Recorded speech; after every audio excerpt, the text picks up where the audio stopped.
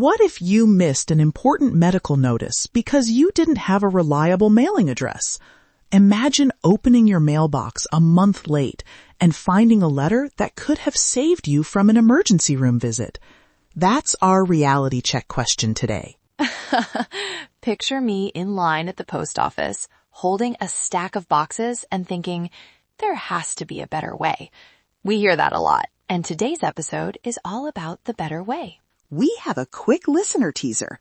One of our listeners, Maria, went full-time last summer and nearly lost access to a specialty medication because a refill notice went to her old address. She set up a system and now nothing slips through. We unpack how she did it later with our guests. Welcome back to Road to Freedom and Fulfillment. I'm Coach Karen, and this show is for midlife women ready to trade routine for adventure without losing the practical things that keep life running. And I'm Katie. If you're here for spreadsheets, tricked out checklists, or the little hacks that keep bills paid and meds refilled while you chase sunsets, stay tuned. Today is very practical. Promise. By the end of this episode, you'll have 3 ready-to-use mailing models, a 30, 60, 90 pilot plan to test this month, and a checklist for banking, prescriptions, and voting. Joining me are Maya, who runs a nomad-friendly mail forwarding company, and Joan, a full-time RVer who built a lean Basecamp system that works like clockwork. Hi, everyone. Excited to be here. I built our service after watching friends miss critical mail and lose hours trying to reroute packages.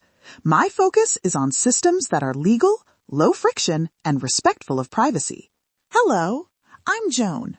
I sold my house 5 years ago and spent the first year learning things the hard way. Missed bank notices, a near-missed prescription, and a lot of stress. I now run a small base camp with a P.O. box, a forwarding service, and a trusted local friend for packages. Let's start where most of us feel the panic. Tell us how your problem first surfaced. Maya, what was the oh no moment that led you to build a better mail system? A client called me in tears. An insurance notice that required immediate action went to an old home. They lost benefits while trying to prove residency. That was the pivot. We needed a system that captures critical mail, alerts people fast, and gives clear forwarding choices. For me, it was a missed prescription refill. I was on a tight schedule crossing state lines. A refill notice sat unopened at a family member's address, and my pharmacy flagged it too late. I realized winging it wasn't an option. I needed a repeatable Basecamp routine. Okay, deep dive time. Paint the 3 models people ask about first: mail forwarding services, family forwarding, and RV park mailboxes. Maya, walk us through the pros and cons. Model 1, commercial mail forwarding. Benefits: professional handling, scanning options, clear legal address for many services, and package consolidation. Drawbacks: monthly fees, paperwork to verify identity, and some institutions restrict use. It's terrific if you want a hands-off solution. Model 2, family forwarding. Low cost, emotionally comfortable, and quick for handoffs. But it relies on someone being organized and trustworthy. Risks include lost mail, slow response times, and lack of a verified legal address for some agencies. Model 3, RV park or local P.O. box. Cheap and simple. Good for local pickups, but limited for long-term continuity. P.O. boxes don't always work as legal addresses for all banks or government agencies, so you need a secondary plan. I use a hybrid, a small commercial forwarder for legal mail and scans, plus a trusted friend for quick pickups, and an RV park box when I'm in one place for a while. Hybrid gives redundancy without being overcomplicated. Banks and 2-factor authentication trip up a lot of first-timers. What are the practical steps to keep accounts accessible while mobile? First, use digital-first banks when possible. Banks with strong app support and secure messaging. Second, set up a backup authentication method, an authenticator app tied to a device you carry, and a secondary phone number that belongs to your forwarding contact or a virtual phone number you control. Also, Proactively call your bank before you travel to let them know you'll be mobile and request email or app alerts instead of paper. Add a trusted friend or accountant as an authorized contact for emergencies, and print a notarized letter if you think someone might need to act on your behalf. Let's talk prescriptions and telehealth, the real life stuff. Joan, how do you keep meds and appointments flowing? I use mail order pharmacies where possible and set up auto refills with one pharmacy that will ship nationwide. For controlled meds that require local pickups, I schedule telehealth visits ahead and use e-prescriptions sent to a local pharmacy on my route. I also keep a 2-month buffer of essential meds and scan or photograph prescriptions and provider info into a secure app. If paperwork is lost, digital copies speed up replacements and refills. Residency and voting. Listeners get nervous about taxes and losing benefits. High level, what should people consider when choosing a legal address? Residency affects taxes, driver's licenses, and voting. High level rule, pick the state that aligns with your financial and healthcare needs. Use a mail forwarding service that offers a street address for legal purposes, and keep clear records of where you spend time in case you need to prove residency.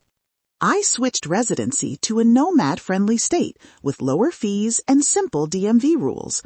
But I also checked rules for Medicare, voting, and any benefit I might rely on. If you're on government benefits, consult a professional. Rules vary and are important. All right, practical pilots. Give listeners 3 low-cost tests they can run: 30, 60, and 90-day plans. 30-day test. Sign up for a basic mail forwarding plan with scanning. Forward only critical categories: insurance, banking, prescriptions. Set app alerts for banking and create a secure digital folder for IDs. 60-day test. Add a backup local P.O. box or a trusted family forwarding contact. Try one mail order pharmacy shipment to your forwarding address. Test 2-factor flows by logging in from a new network and confirming access. 90-day test. Formalize residency if you're ready. Move bills and subscriptions to your chosen address. Notify your bank and schedule a telehealth check-in using your new system. Track costs. Expect $10 to $50 per month for forwarding and perhaps $5 to $15 for a P.O. box. Packing list for paperwork security, quick bullets, passport or state ID, a notarized letter of authorization if someone can pick up packages for you, copies of insurance cards, and a small portable safe or lockbox for originals. Rapid-fire Q&A time. What service to try first? Try a basic mail forwarding service with packet scans. It shows you how critical mail is flagged and gives you options quickly. How to handle packages. Consolidate shipments with the forwarder or use an Amazon locker when possible and get them delivered to a secure location. What do you tell your bank? Be proactive. Tell them you're a mobile resident, set communication preferences to digital, and add a backup contact method. Key takeaways. 1-sentence big idea. You can be fully mobile without losing critical services by choosing a mailing model, securing digital access, and testing systems in small steps. 3 quick takeaways. 1. Pick one mailing model this week: forwarder, family, or P.O. box. 2. Secure your banking with app-first tools and backup authentication.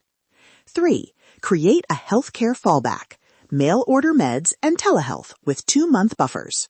One action this week: pick a forwarding service and set it up for a single category, like prescriptions, so you can see how the workflow works.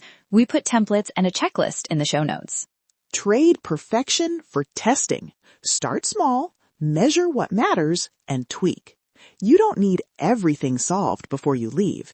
You need a reliable system you can improve on the road. Remember, redundancy is your friend. 2 ways to receive important mail, 2 ways to get into accounts, and a digital copy of anything you absolutely can't lose. We also included a short disclaimer in the show notes. Residency and benefit rules vary by state. Use our checklist as a starting point and consult your state resources or a professional for complex legal or tax decisions. Thanks so much, Maya and Joan. This was packed with usable steps.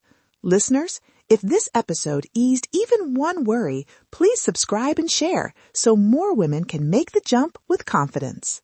If you want a follow-up deep dive, banking or state residency specifics, drop a question in our DMs or email the show. We'll plan a Q&A episode and bring in experts to answer listener-submitted scenarios. Until next time, keep dreaming, keep planning, and keep moving forward. Your freedom is waiting. Thanks for joining me today. If you're ready to take the next step, check out my course, The Road to Freedom and Fulfillment. Link in the show notes. Subscribe, share with a friend, and leave a review if this episode helped you.